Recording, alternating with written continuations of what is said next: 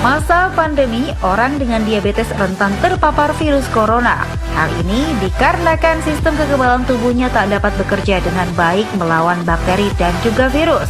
Menjaga gula darah agar tetap stabil menjadi hal yang perlu dilakukan.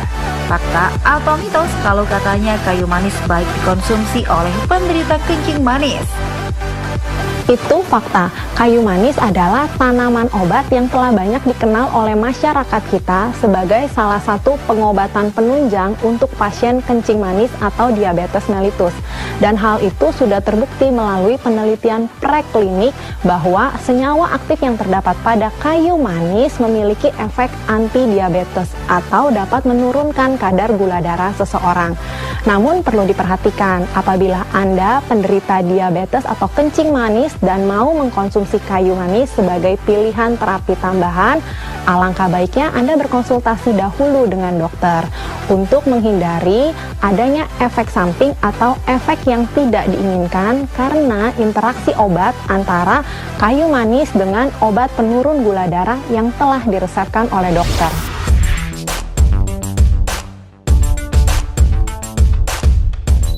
Dokter, mitos atau fakta selanjutnya nih dokter.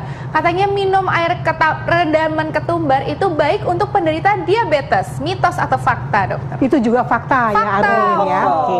Ya, kalau kita pelajari ya baik penelitian pada hewan coba ya, juga ada sedikit penelitian pada manusia, itu menyatakan bahwa rendaman daun ketumbar tadi itu akan mengoptimalkan masuknya glukosa ke dalam sel seperti itu ya. Jadi keadaan hiperglikemia atau gula darah yang tinggi di dalam sirkulasi itu menjadi menurun karena gulanya kemudian diuptake atau diambil oleh sel untuk kemudian dia melakukan fungsinya.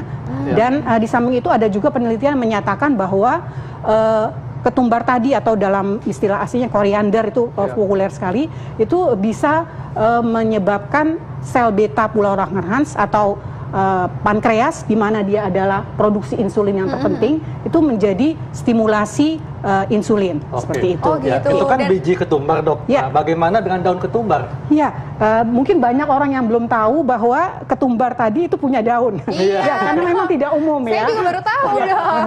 Kalau kita lihat ini seperti daun seledri, memang karena dia masih satu family ya dengan seledri ya, tetapi agak berbeda dari baunya seperti itu. Kalau bau seledri itu khas sekali ya. Nah, ini lebih mirip seperti bau ketumbar tentunya.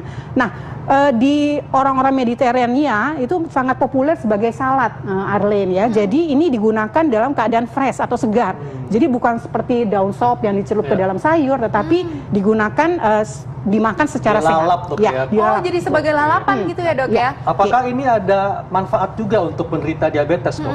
Nah, untuk penderita diabetes, kandungan dari biji ketumbar jauh lebih banyak nutrisinya. Umumnya nutrisi yang terdapat di dalam daun ketumbar ini adalah terutama vitamin dan serat ya. Vitamin A, B, C seperti itu, seperti umumnya sayur mayur itu kaya sekali dengan elektrolit ya, dengan mineral dan juga vitamin. Seperti itu. Oh gitu.